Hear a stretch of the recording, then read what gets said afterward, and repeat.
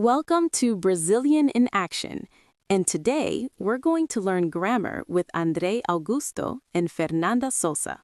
Grab a pen and paper and let's go. Hello everyone, my name is André Augusto, And my name is Fernanda. and welcome to Brazilian in Action. We're so happy you're here with us today. Before we start, please subscribe to our channel. Yes, it really does help us grow and create more content for you. So today we are going to talk about some essential grammar. Right, the kind of grammar that helps you communicate clearly every single day. We're going to look at the difference between do, does, and did. And also we'll talk about verbs in the past tense, regular and irregular verbs. It sounds like a lot, but we'll go step by step, very slowly. Exactly. Let's start with the present tense. So do versus does. Okay, so Andre, what are do and does? Well, they are basically the same verb. They are the verb to do, but we use them in the simple present tense. Right, and there's a very simple rule for when to use each one. It depends on the subject, on the person. Exactly. So for I, you, we, and they, we use do. Okay, do. I do, you do, we do, they do. Perfect. But for he, she, and it, For the third person singular. yes. For he, she, and it, we use does. He does, she does, it does. That's the main rule. And it's really important for making questions. Oh, for sure. They're essential for questions in English. So let's give an example. If I want to ask you about coffee, I say, Okay. Do you like coffee? do you like coffee? Simple. But if I want to ask about your friend, maybe a male friend, You would ask, does he play soccer? exactly. Does he play soccer? And listen carefully, everyone. The main verb, like or play, it stays in its original form. That's a super important tip. You don't say, does he plays? No, the S is already in does, so the main verb is simple. Does he play? Okay, so that's questions. What about negatives? It's basically the same idea. We use don't, which is do not, and doesn't, which is does not. And the rule is the same, right? Yep, the rule is exactly the same. So, I don't like coffee? Or she doesn't play soccer. Perfect. I don't, you don't, we don't, they don't. He doesn't, she doesn't, it doesn't. You got it. You know, one thing that always confuses my students is the difference between make and do. Ah, yes. That's a common one. They are very different. Right. Do is more for actions, duties, or tasks. Like you do your homework or you do the dishes. Exactly. But make is for creating something, producing something. So you make a cake or you make a decision. They are not interchangeable. No, not at all. It's a vocabulary point, but it's connected to do, so it's good to remember. Okay, so I think we're ready to move to the past tense now. Let's do it. So how do we use this verb in the past? Well, this is the good news. It gets much easier. For the past, we just use one word. And that word is? Did. Just did. For everyone? For everyone. I, you, he, she, it, we, they. It doesn't matter. We always use did. Okay, that is good news. It's much simpler. It is, and it works just like do and does for questions and negatives, but for actions that are finished in the past. So, for a question, the structure is did, then the subject, then the verb. Yes, and this is the most important part. The verb is in the base form, the original form. So just like with does? Exactly. Did is like a time machine. It takes the whole sentence to the past. So the main verb can just relax. I like that. The main verb can relax. So for example, you ask me, did you see that movie? Not did you saw. Never did you saw. That is the #1 mistake. Did already shows it's the past. So did you see? Okay. And for negatives? Same idea. We use didn't. So I didn't finish my homework. Not I didn't finished. No ed at the end. Just I didn't finish. Did does all the work. This is so important for our listeners to practice. The verb after did or didn't is always in its simple base form. Let's talk about a specific verb that causes a lot of confusion. Oh, I think I know which one. Is it to go? It is. Go versus went. People mix these up all the time. So let's make it clear.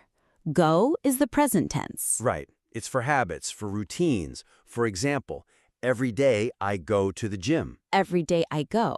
But went is the simple past. Exactly. It's for a completed action, an action that is finished. So, yesterday I went to the beach. Yesterday I went, not yesterday I go. Right, the action is over. It happened yesterday. Okay, let's do a quick interactive check for everyone listening. Good idea.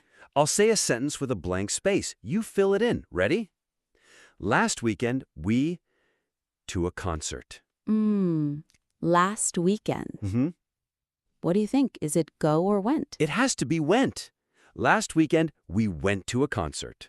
That's it, because last weekend is in the past. It's finished. And you know, went is a perfect example of what we call an irregular verb. Yes, which brings us to our next big topic, regular versus irregular verbs. Okay, so let's start with the easy ones, regular verbs. What's the rule, Andre? The rule for regular verbs is simple and, well, regular. To make the past tense, you usually just add ed or d to the end of the verb. Okay, so for a verb like love, which already ends in e. You just add d. Love becomes loved. Simple enough. What about a verb like play? It ends in a vowel, a, plus y. You just add ed. Played becomes played. Played. Easy. But what if it ends in a consonant plus y, like cry? Ah, now it's a little different. You change the y to an I, and then you add ed. So cry becomes cried, cried. Exactly. And there's one more little rule. For short verbs with a consonant-vowel-consonant pattern, like stop, S-T-O-P, What happens there? They don't follow the rules. They don't follow any pattern at all? No, they can change completely, or sometimes they don't change at all. And there's one very special verb we need to talk about first. The verb to be. Yes, it's a super important exception.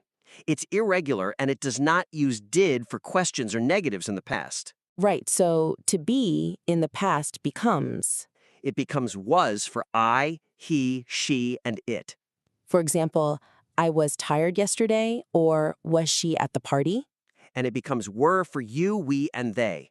They were happy, or were you late? So remember, for to be, you use was and were, not did. And for the other irregular verbs?